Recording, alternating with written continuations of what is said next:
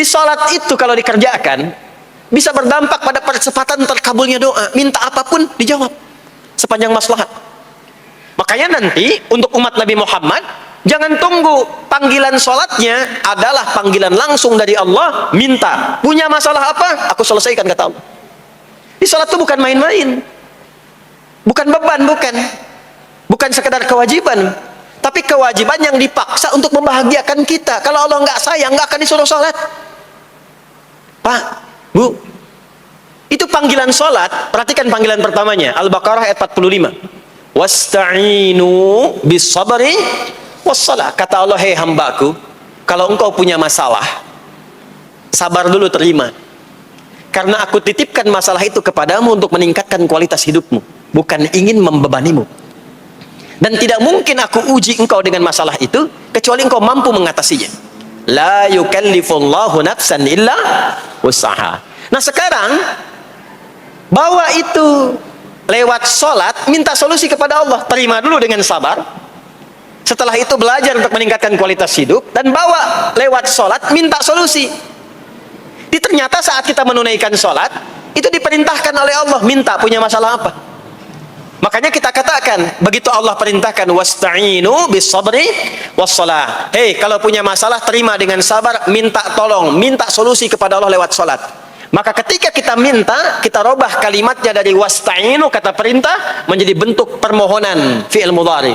Iyyaka na'budu wa iyyaka itu ketika Anda mengucapkan iyyaka na'budu wa iyyaka nasta'in, fikihnya begini, ucapkan di lisan, hadirkan dalam hati dan pikiran kita masalah apa yang sedang kita rasakan. Minta kepada Allah solusinya. Minta. Jadi bukan sekedar diucapkan. Karena hadis qudsinya berbunyi begini. Hadis qudsinya. An Abi Hurairah radhiyallahu ta'ala anhu qala Rasulullah sallallahu alaihi wasallam qala Allah azza wa jalla, Allah berfirman. Saya langsung saja ke bagian kalimat iyyaka na'budunya. Idza qala al-'abdu, kalau seorang hamba berkata dalam salatnya, iyyaka na'budu wa iyyaka nasta'in, ya Allah, sekarang hamba salat kepadamu, ibadah hanya kepadamu, seperti yang kau perintahkan. Maka hamba memohon kepadamu, ya Allah, seperti yang kau janjikan. Wa iyyaka nasta'in. Lalu hadirkan dalam benak kita, ya Allah, engkau maha tahu sebelum hamba ungkapkan. Hamba punya persoalan ini. Mohon kepadamu, ya Allah, hilangkan semua masalah itu. Berikan hamba solusi yang terbaik. Berikan hamba keberkahan darimu. Itu sekilas hadir dalam jiwa kita. Maka apa yang terjadi? Qala Allah azza wa jalla, dijawab kalimatnya itu, hadza baini wa baina 'abdi wa li 'abdi ma sa'al. Ini perjanjian antara aku dengan hambaku. Kalau hambaku benar sholatnya sampai kalimat ini, apapun yang dia mintakan sekarang, aku akan kabulkan. Sepanjang itu ada maslahat untuk dirinya. Dicontohkan itu oleh Nabi Zakaria. Beliau itu minta saat berdiri, Pak, bukan saat sujud. Dimulai dari berdiri, nanti akumulasinya saat sujud. Itu berdiri aja, kalau benar mintanya dikabulkan. Tidak menunggu selesai sholat. Dan ada fikihnya, nggak sembarangan, ada fikihnya nanti. Ada fikihnya, ya, ada tuntunannya. Poinnya adalah sholat itu solusi. Makanya jangankan Nabi yang tadi saya sebutkan, Nabi Ismail, itu saking pentingnya sholat, wasiat beliau yang diviralkan di Al-Quran untuk semua keluarganya, sholat. Ada di Quran surah 19 Maryam ayat 55. Wa kana ya'muru ahlahu bis-shalah.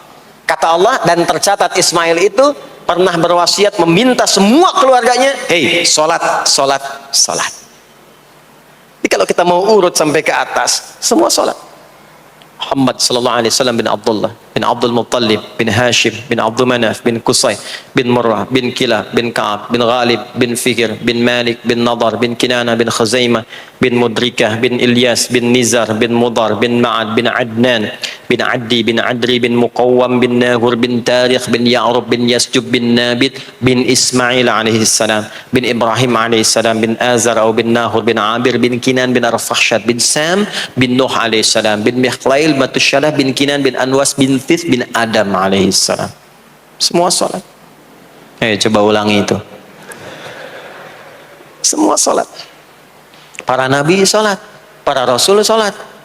Anda bukan nabi, bukan rasul, nggak mau sholat, dan pengen mudah hidupnya, pengen masuk surga Firdaus lagi. Anda sehat? Jadi ini pentingnya salat itu bukan cuma kewajiban, tapi diwajibkan, dipaksa dengan wajib itu supaya bahagia, supaya falah. Makanya kalau ada panggilan azan, cara memahaminya ini falah. Oh, ini solusi saya di sini nih. Kebahagiaan saya ada di sini. Kesuksesan saya ada di sini. Ya, makanya ketika dipanggil oleh muadzin, hayya 'alas shalah, labbaik, siap saya. Di sini. Ini poinnya. Nah, saya sambungkan kembali, ya. Ketika seseorang dilatih lewat salat dan sudah mulai tersambung dengan Allah Subhanahu wa taala, maksudnya ingat Allah, tertatalah semua aktivitasnya. Maka berubahlah lewat salat ini, lewat latihan ini, semua kegiatannya berubah, didorong menjadi amal soleh. Karena itu, setiap orang yang salatnya benar, yang pertama dianugerahkan oleh Allah kepada orang salat itu bukan dunia. Bukan dunia. Tapi perubahan perilakunya menjadi lebih baik. Jadi bukan kaya dulu. Ya. Abdurrahman bin Auf tuh hijrah masuk Islam, dilatih sholat, malah hartanya hilang semua dirampas. Tapi setelah itu jadi apa? Jadi orang paling kaya. Ya, Abu Bakar As-Siddiq, Utsman bin Affan, Umar bin Khattab, pertama kali masuk Islam kan latihannya sholat. Apakah langsung kaya? Jadi pemimpin? Jadi diplomat? Amr bin As bisa ekspedisi dari Afrika Utara sampai ke Syam? Tidak. Yang diberikan apa? Perubahan perilaku dulu. Dihilangkan sifat-sifat buruknya, dijaga dengan kemuliaan. Jadi dua sumber yang menjadikan manusia itu buruk dalam nafsunya, itu ada dua. Di nafsu itu nanti punya dorongan untuk mengarahkan kepada yang buruk, namanya fujur. Lawannya nanti takwa. Lawannya takwa. Di Quran surah Asy-Syams surah 91 ayat 7 sampai 10, wa nafsi wa ma sawaha fa alhamaha fujuraha wa taqwaha. Nah, fujur itu nanti yang membisikkan, mengarahkan kepada hal-hal yang negatif. Itu yang ditunggangi oleh setan. Setan memberikan was-was itu ke nafsu, ke fujurnya. Alladzi yuwaswisu fi sudur. Di dalam sudur ada qalbu, di dalam qalbu ada nafas, di dalam nafas ada fujur. Fujur itu yang digoda. Maka keluarlah kemudian dua hal. Yang pertama ada yang disebut dengan fahsya. Fahsya itu dorongan dari syahwat untuk berbuat yang menyimpang.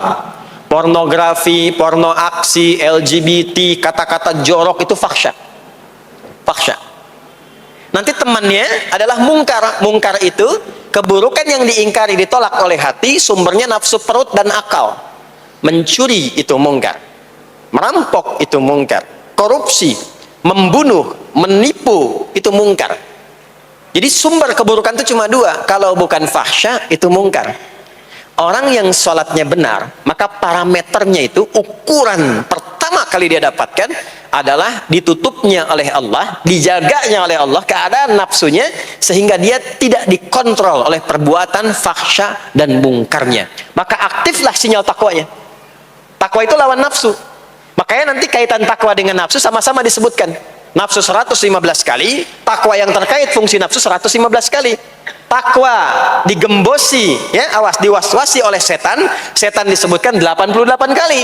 Takwa disupport oleh malaikat, malaikat di Quran disebutkan 88 kali. Ini bukan ilmu tak-atik, hitung sendiri aja kalau mau. Itu menarik tuh. Karena sama, kalau Anda mendengar suara adzan kan ada bisikan kan? Cepat, sudah adzan, siap-siap. Itu malaikat tuh. Tapi begitu selesai adzan, la ilaha illallah, tenang, baru adzan, belum qomat. Itu setan. Terus itu, terus dua-duanya tuh, ya, memberikan bisikan, yang satu mensupport dan seterusnya. Yang paling menarik adalah kalau sholat kita benar, maka sinyal takwa aktif. Makanya amalan takwa pertama itu sholat. Setelah beriman, amalan takwa pertama sholat. Al-Baqarah ayat 2 dan 3. Dzalikal kitabu la raiba fi hudal lil muttaqin. Siapa muttaqin, orang takwa di situ? Ayat 3-nya, alladzina yu'minuna bil ghaibi wa yuqimunas sholat. Jadi kalau sholatnya aktif, takwanya aktif, sinyalnya aktif, sinyal itu yang akan menutup fahsya dan mungkar. Maka turunlah Quran surah ke-29 ayat ke-45. Utlu ma uhiya ilaika minal kitabi wa aqimis shalah. Kita hafal tengahnya, innas salata tanha 'anil fahsya'i wal Maka kalau orang sholat tidak akan berbuat fahsya, tidak ada lagi yang melambai laki-laki. Allah, nggak ada. Laki-laki yang laki-laki, perempuan-perempuan. Nggak ada lagi tontonan-tontonan pornografi. Yang jorok-jorok, yang kotor-kotor. Nggak ada lagi kata-kata kotor di lisan itu. Karena lisannya dilatih untuk mengucapkan yang baik-baik. Allah, sami'allahu liman hamidah, subhanallah, alhamdulillah, Allahu akbar. Makanya pasca sholat itu berubah. Maaf ya, Allah tidak memberikan kepada Nabi Muhammad SAW tongkatnya Nabi Musa, mukjizatnya Nabi Isa, apalagi Nabi Ibrahim dan selainnya. Tapi Allah turunkan Al-Quran kepada Nabi Muhammad SAW, lalu dipraktekkan Quran itu pertama lewat sholat. Anda tahu apa yang terjadi? Nabi Muhammad itu diutus oleh Allah dalam lingkup masyarakat yang sangat terbelakang dan khatam kriminal. Jadi kriminalnya bukan dikerjakan, khatam. Dan nyaris tidak kenal kebaikan, makanya disebut dengan jahiliyah. Kalau Bapak Ibu tanya di zaman Nabi, ya maaf, ada pezina? Bukan cuma ada, khatam, perfeksionis zinanya. Membunuh itu, ya, mabuk, ada orang mabuk kekinian di zaman jahiliyah, pemabuk amatir itu 5 kali sehari mabuknya. Yang amatir. Jadi kalau baru mabuk sekali, 2 kali itu coba-coba. Amatir itu 5 kali. Pembegal. Ya, sekarang kita dengar berita ada begal ini itu. Jahiliyah itu sekampung begal semua. Kampung Gifar. Tapi Allah menghendaki Rasulullah latih lewat salat. Apa yang terjadi? Berubah jahiliyah itu, berubah menjadi khairu ummah. Umat terbaik yang paling teladan, yang menginspirasi, yang pernah berkehidupan di bumi. Sampai persaksiannya dari Allah langsung turun Quran surah ketiga Ali Imran ayat 110. Kuntum khaira ummatin ukhrijat linnas. Jadi kalau ada orang dermawan, itu yang paling dermawan. Kalau ada orang sabar, itu yang paling sabar. Kalau ada pasar yang paling ideal, itu yang paling bagus. Berubah itu. Ya. Kenal Abu Dzar Al-Ghifari? Ayo kenal. Enggak. Abu Dzar Al-Ghifari itu nama aslinya Jundub bin Junadah. Di antara pemimpin begal di zamannya. Dari kota Ghifar. Ghifar itu kampung begal asalnya. Ya, hamukumullah. Masuk Islam. Datang ke Mekah. Bertemu dengan Rasulullah. Begitu masuk Islam, kata Jundub bin Junadah, ya Rasulullah, ausini au kama qala, berikan saya nasihat. Kata Nabi, pulang sekarang. Kata beliau, enggak, saya mau umumkan keislaman saya depan Ka'bah. Kata Nabi, jangan lakukan. Sekarang orang masih belum tahu tentang Islam, nanti marah kamu dipukuli. Kata beliau, ya Rasulullah, saya ini membegal terang-terangan, masa bersyahadat sembunyi-sembunyi? Maka keluar ke depan Ka'bah, dia katakan, ya masyara Quraisyin, hei semua orang Quraisy. Datang orang, ushidu bi annahu la ilaha illallah wa anna Muhammad Rasulullah. Aku bersaksi, syahadat la ilaha illallah Muhammad Rasulullah. Kalian mau apa? Dipukulin sampai pingsan. Sampai ketika akan diteruskan, ada riwayat mengatakan datang Sayyidina Ali bin Abi Thalib, ada yang mengatakan Sayyidina Hamzah, ya, bin Abdul Muttalib radhiyallahu taala anhuma jami'an. Datang menyampaikan, jangan teruskan. Kalau ini meninggal, ini wafat, kita akan celaka karena kafilah kita akan lewat desa Ghifar. Kalau lewat Ghifar gak akan berhasil niaga kita, katanya. Ya, karena akan dihabisi semua, ini orang Ghifar. Maka dibiarkan pergi, pulang. Tahu apa yang terjadi? Begitu Nabi hijrah ke Madinah, dikagetkan dengan suara kaki yang berdecak kencang. Bang, bung, bang, bung, bang, bung. Ternyata ada berita gembira. Sekampung begal Ghifar itu masuk Islam semuanya. Berubah jadi baik. Untuk menginspirasi generasi kemudian, maka dipopulerkanlah oleh beliau kunyahnya dengan nama daerahnya. Sayalah Abu Dzar Al-Ghifari. Al-Ghifari itu maksudnya apa? Dulu saya ini berasal dari Ghifar, kampung saya kampung begal. Cuma karena saya masuk Islam, diajarin sholat, diajarin baik, sekampung baik semua. Ya. Makanya orang-orang Arab setelah itu, bahkan non-Arab, kalau datang memperkenalkan daerahnya. Imam Al-Bukhari, itu nama aslinya bukan Al-Bukhari.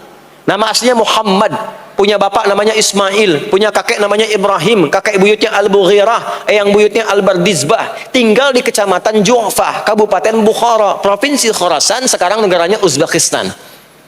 Karena berasal dari Bukhara, datanglah beliau kemudian ke Arab, sekarang ke Jazirah, ke Mekah, ke Madinah, memperkenalkan, saya bukan orang Arab, saya dari Bukhara. Rumusnya tambah alif lam di depannya, ujungnya tutup dengan i. Al-Bukhari, saya dari Bukhara. Diperkenalkan, maksudnya apa? Islam sudah masuk ke tempat saya. Orang-orangnya sudah baik, orang-orangnya sudah khusyuk. Itu memperkenalkan. Orang tua kita, Syekh Yasin dari Padang, maka diperkenalkan Syekh Yasin Al-Padangi. Syekh Ahmad Khatib dari Minangkabau, Syekh Ahmad Khatib Al-Minangkabawi. Syekh Abdul Somad dari Palembang, Syekh Abdul Somad Al-Palembangi. Syekh Nawawi dari Banten, Syekh Nawawi Al-Bantani. Ya, nanti ada Pak Ghafur dari Pondok Indah, ya, Masjid Raya Pondok Indah, datang ke Mekah umrah haji, ana Ghafur Al-Masjid Raya Al-Pondok Indahi. Itulah salat. Salat. Jadi salat itu merubah keadaan kita lebih baik. Itulah sebabnya kenapa 5 waktu. Karena Allah inginkan di setiap waktu kita jadi orang baik. Di setiap waktu kita bahagia. Setiap waktu selesai persoalan. Datang masalah subuh, ya, antara subuh ke zuhur kan ada masalah tuh. Nggak mungkin ada orang dari subuh ke zuhur nggak punya masalah tuh, nggak mungkin. Tuh wajahnya udah kelihatan tuh. Ya, makanya kita datang, ya, menghadap kepada Allah, minta diselesaikan, minta diberikan taufik, sujud kita. Diberikanlah solusi. Zuhur ke asar ada masalah, datang saat asar. Asar ke maghrib punya masalah, datang. Makanya semua ulama dulu seperti itu. Al-Bukhari itu menuliskan kitab sahihnya itu 16 tahun. Setiap satu hadis akan ditulis, salat dulu. Salat dulu. Begitu tenang, nyaman, baru tuliskan. 16 tahun. Itulah salat. Nah, dari sekian waktu yang 5 kali itu, ada waktu yang spesial. Waktu spesial inilah yang ingin saya bahas, yang tadi disampaikan dalam pengantar sambutan. Jadi ini inti yang mau saya katakan. Ini barusan muqaddimah tuh. Barusan muqaddimah. Baik. Kan kita salat berapa kali sehari? Ya, kita hitung. 1, subuh. 2, zuhur. 3, keempat, yang kelima, isya. Berapa jumlah rakaatnya? 17. Baik ya. Itu nomor telepon untuk koneksinya. Koneksi kita dengan Allah nomornya, catat ya, 24434. Ya, kalau ditanya berapa nomor koneksi dengan Allah? 24434. Subuh 2, zuhur 4, asar 4, maghrib 3, isya 4. 5 waktu kan? Baik. Di 5 waktu ini kita dijaga, diinginkan menjadi hamba yang baik, bahagia, nggak lekat dengan masalah, tuntas semua. Saking sayangnya Allah sama kita. Kalau nggak sayang nggak disuruh sholat. Itulah sebabnya ketika diperintahkan menunaikan waktu sholat, diberikanlah gambaran waktunya. Tapi yang jadi persoalan kita sekarang yang akan dibahas, di antara sekian waktu itu, ada waktu-waktu yang spesial. Ada waktu-waktu yang spesial. Dari mulai subuh ke isya itu, ada yang dispesialkan oleh Allah karena ada bonus berlipat di dalamnya. Waktu apakah itu? Mari kita bacakan dulu mulai dengan Quran surah kedua ayat 238. Paling kanan sebelah atas di mushaf standar. A'udzubillahi minasyaitonirrajim. Bismillahirrahmanirrahim. Mohon izin saya agak lambatkan sedikit ritmenya karena ini inti yang mau kita bahas. Tadi muqaddimah makanya saya percepat ya. Hafizu 'alas salawati was salatil wusta wa qumu lillahi qanitin. Hafizu. Kalau Bapak Ibu lihat mushaf terjemah, diterjemahkannya dengan jagalah. Jagalah itu ihfadhu, hafidha yahfadh.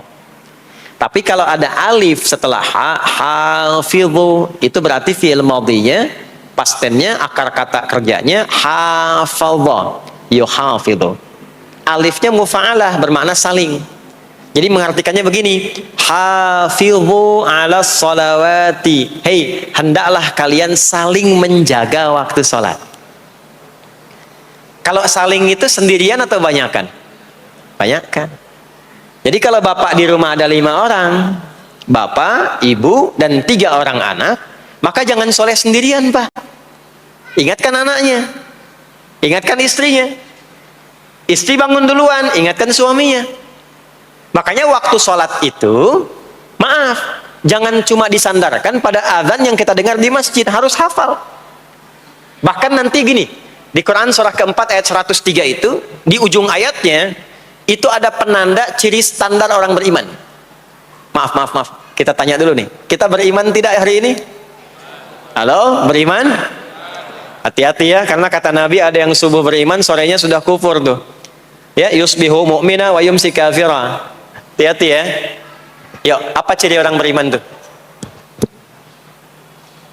Iman itu konfirmasinya bisa didapatkan satu melalui suara adzan.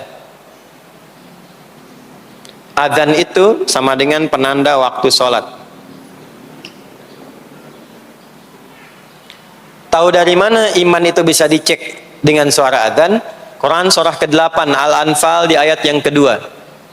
Innamal mu'minuna alladzina idza dzukirallahu wajilat qulubuhum. Sungguh insan beriman itu ciri standarnya bisa dilihat. Kalau disebutkan nama Allah, ada konfirmasi iman dalam hatinya. Jadi iman itu letaknya di kolbu. Nanti konfirmasinya lewat suara adzan, dipanggil, disebutkan nama Allah. Makanya disebutkan nama Allah 5 kali dalam sehari untuk mengecek iman ada nggak dari subuh sampai isya. Ya, Allahu Akbar, Allahu Akbar. Ada getaran di hati kita, sudah adzan. Nah, itulah iman. Itulah iman. Makanya orang yang punya iman dengan yang belum punya iman akan beda getarannya. Ini hanya dimiliki oleh orang yang punya iman saja. Yang belum punya iman nggak bisa, nggak punya itu. Allahu Akbar, Allahu Akbar. Surah apaan nih? Toanya kencang banget, ya. Tapi kalau orang beriman, Allahu Akbar, Allahu Akbar, ya Allah sudah adzan. Itu konfirmasi itu.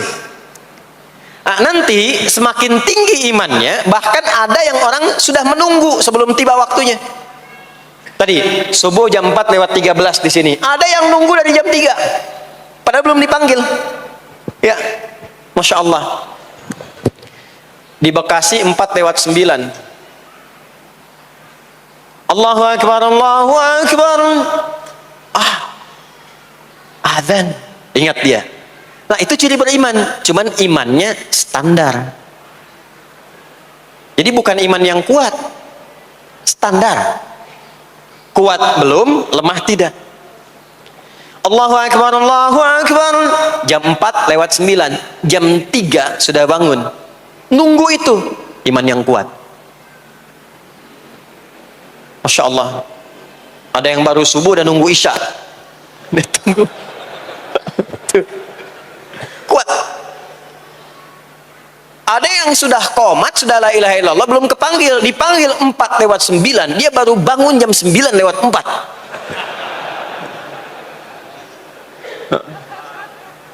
Tuh. Nah, ini iman lemah. Di bawah. Ciri standar, karena dipanggil ingat, maka ciri standar orang beriman itu tahu waktu sholat. Harus tahu Pak, Bu. Itu standarnya. Itu ada di Quran surah keempat, di akhir ayat 103. Inna salata kanat 'alal mu'minina kitaban mawquta. Kalau pakai terjemah balaghah itu bunyinya begini, sungguh orang beriman itu pasti tahu waktu sholat. Nah, jadi kalau ditanya jam berapa zuhur nanti belum bisa kita jawab dengan sempurna, itu artinya apa? Imannya belum naik itu ke level standar, belum menguat. Ya, ini poinnya. Nah, nanti kapan waktu sholat itu tiba? Kalau ada yang belum ingat, jangan dibiarkan tidak ingat. Makanya kata Al-Quran, saling menjaga ya waktu sholat itu. Jangan sampai di keluargamu, ada temanmu, kolegamu, bahkan tetanggamu itu nggak tahu waktu sholat. Bahkan nggak sholat, itu bahaya. Kalau memang sayang sama anak, ingatkan. Sayang istri dengan suami, ingatkan. Tanda istri beriman yang cinta dengan suaminya, tanda pertamanya ketika mengingatkan suaminya pada semua hal yang disukai oleh Allah. Begitu sebaliknya. Maka kata Al-Quran, hafidhu, saling menjaga waktu sholat. Disebutkan di situ alas sholawat. Bentuknya begini. Tulisannya alif, lam, wawu, alif, ta maftuha begini. Alas, begini tulisannya. Karena nanti ada yang begini, ada yang begini. As-sholat, ada yang begini. Biar saja, nggak usah. Ada yang begini, ta marbutah. Seperti Al-Baqarah ayat 3, alladzina yu'minuna bil ghaibi wa yuqimunas shalah. Begini tulisannya. Ada yang begini. As-salat pakai alif ta bin. Tapi di Al-Baqarah ayat 238 tulisannya begini. Ala salawati, taknya terbuka. Secara singkat begini, secara singkat. Kalau tulisannya begini, maka yang dimaksud salat fardu. Yang dimaksud salat apa? Salat fardu. Salat fardu itu ada berapa? 5 waktu. Maka kata Allah, hei, saling jaga ya. Waktu sholat yang fardu itu yang 5 waktu. Di antara yang 5 itu ada yang spesial. Wassalatil wusta, waktu yang pertengahan, tengah-tengah di antara 5 waktu itu. Yuk kita tuliskan dulu sebentar. Sholat ada sholat apa saja? Subuh, kemudian zuhur, kemudian asar, kemudian nggak cukup, ambil ke sini, maghrib, kemudian isya. Subuh, zuhur, asar, pindah sini, maghrib, isya. Lihat rumusnya. Jadi yang sholat pertengahan yang mana? Jangan lihat tulisannya itu, ya, karena subuh di tengah-tengah disebutnya subuh ya. Sholat pertengahan yang mana? Asar apa subuh? Subuh apa asar? Apa dalilnya?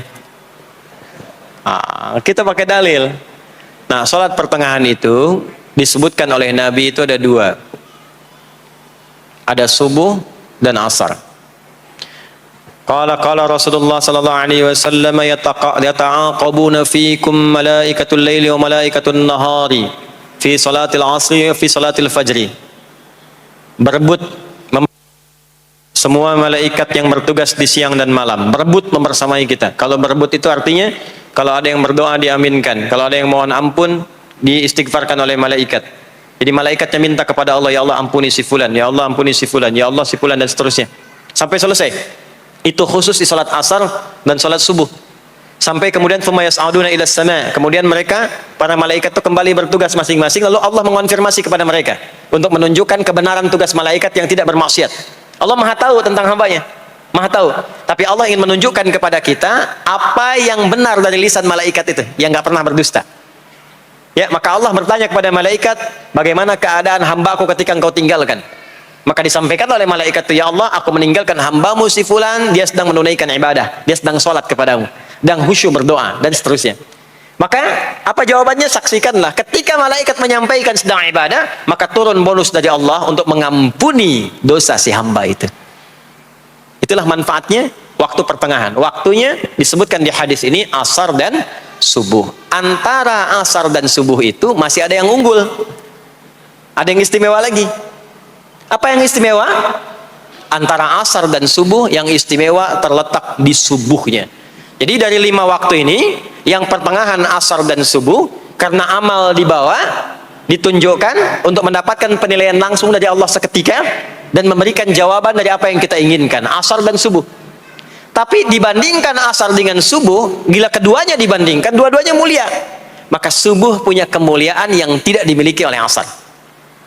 Ya, makanya nanti asar bisa bertemu dengan zuhur, masih ada jama, masih ada qasar. Maghrib ketemu isya, masih ada jama, ada qasar. Ya, tapi subuh nggak bisa di jama, nggak bisa di qasar. Ya, makanya subuh letaknya jauh, ke isya jauh, ke zuhur jauh. Ya, saya mau jamaah, ya jama antara isya dengan subuh biar nanti bangunnya sekalian gitu, nggak bisa. Ya, maghrib masih bisa di jama dengan isya, isya di qasar, dari 4 jadi 2. Maghrib gak bisa dikosor, karena 3 gak mungkin jadi 1,5. Ya, zuhur udah 2, masa mau dikurangin lagi? Subuh udah 2, gak mungkin dikurangi lagi. Maka dari itu subuh menyendiri-sendiri.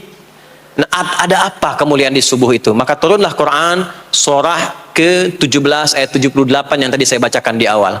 Aqimis salata liduluki syamsi ila ghasaqil lail. Sampai sini zuhur sampai isya. Dulu kisyamsi tergelincir matahari itu zuhur. Sampai ghasaqil lail tiba malam itu isya. Lalu ditutup ujungnya wa qur'anal fajr. Khusus untuk subuh itu ditambahkan selain salat ada bahasa Quran di Quran sendiri. Khusus untuk subuh redaksinya ditambahkan dengan Quran.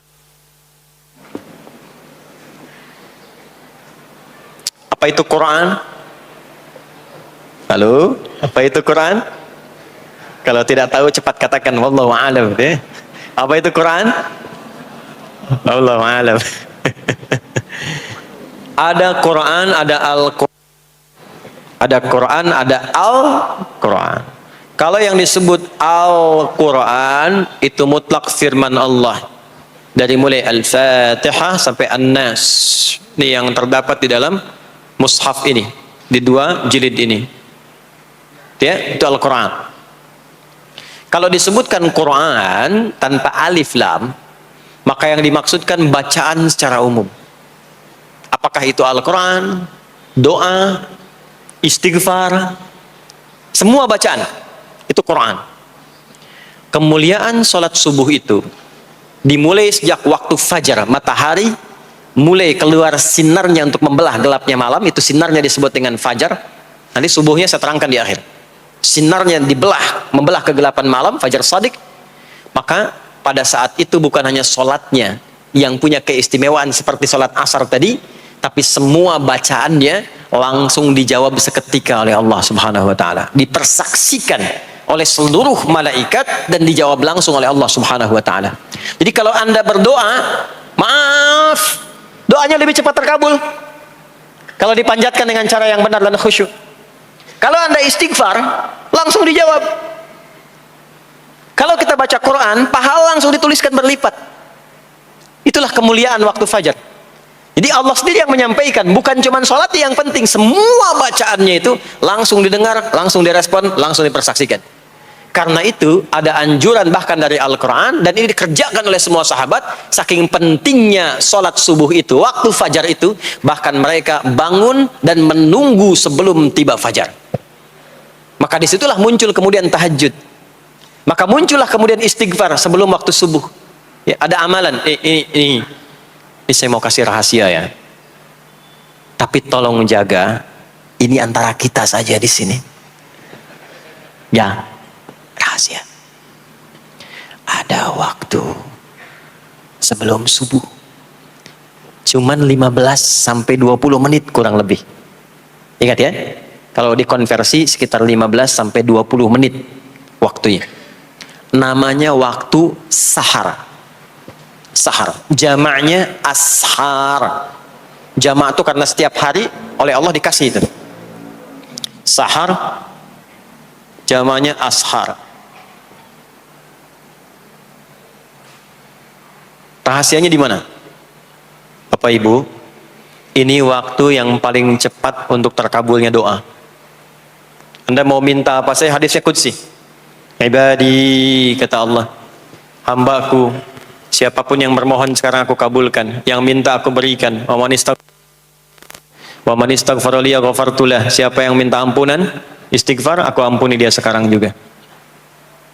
Baik, Bapak Ibu, begini saya tanya nih, kalau ditawarkan minta apa saja diberi, ya, terus minta ampun juga diampuni, pilih mana? Minta apa saja diberi, mau minta apa saja, atau mau minta ampunan istighfar, pilih mana? Jujur aja, kalau ada proyek nilainya 100 miliar, ya, ada utang 1 miliar belum ditutup, terus belum minta apa saja diberikan, pilih mana? Minta 100 miliar, potensi dikabulkan, atau minta diampuni dosa, pilih mana? Pilih salah satu, nggak usah dua-duanya. Oh, ada tawaran dikasih 100 miliar atau diampuni dosa, pilih mana? Ampuni dosa. Pelan banget ya. Kata ibu kalau bisa dua-duanya gitu. Coba, kalau ada rumus begini, Anda disuruh memilih apakah dunia dan seisinya atau memilih ampunan Allah, maka pilih ampunan Allah. Karena nanti ada rahasia yang kedua. Oh, banyak rahasia ini. Ada rahasia istighfar. Istighfar itu kalau sudah menyatu dengan jiwa kita, sudah terbiasa maksudnya. Biasa istighfar, dan jadi karakter. Jadi kebiasaan. Bukan hanya pasca sholat, di mobil istighfar, di kantor masuk istighfar, sudah kebawa, udah refleks itu. Faidah keutamaan untuk orang yang rajin istighfar itu ada 2. 1, diampuni dosanya oleh Allah, yang cirinya nanti akan dijaga dari maksiat. Ya, bukan maksum, karena maksum itu untuk para nabi. Untuk para nabi dan rasul. Manusia nggak ada yang maksum selain nabi dan rasul. Maksudnya apa? Diberikan petunjuk oleh Allah untuk menjaga diri. Sehingga ketika dosanya diampuni, dia nggak berbuat dosa itu lagi. Mata biasa melihat yang tidak baik. Tobat, diampuni dosa mata itu, cirinya adalah mata nggak senang lihat yang nggak baik lagi. Itu dosa mata diampuni. Ciri tobat diterima. Maka istighfar itu menggugurkan dosa-dosa dan menjaga kita dari perbuatan salah. Yang kedua, orang yang sudah terbiasa beristighfar, itu doa cepat dikabulkan, bahkan sebelum ia memintanya dan memohonkannya. Di sebelum melafazkannya, itu bisa terjadi Allah sudah mengabulkannya. Itulah kemuliaan istighfar. Nah, orang-orang yang istighfar, menunggu waktu datangnya fajar, itu mendapatkan kemuliaan langsung dari Allah, sampai dikatakan di Al-Quran, disebutkan sebagai orang-orang yang akan menghuni taman surga yang sekarang sedang beraktivitas di dunia. Itu ada di Quran surah ke-51 ayat 15 sampai 18. Yang istighfarnya di ayat 18. Ya, jaminan surganya ayat 15, 16, 17-nya tentang tahajud. Innal muttaqina fi jannatin wa 'uyun akhidhina ma atahum rabbuhum innahum kanu qabla dhalika muhsinin. 17-nya kanu qalilan minal laili ma yahja'un, bahkan nunggu waktu sahar, nunggu subuh, tahajud dulu. Kemudian 18-nya wabil ashari hum yastaghfirun. Istighfar. Sampailah tiba dia waktu fajar subuh. Ya. Itu selesai dia istighfar, dapat kesempatan subuh, sholat dulu 2 rakaat.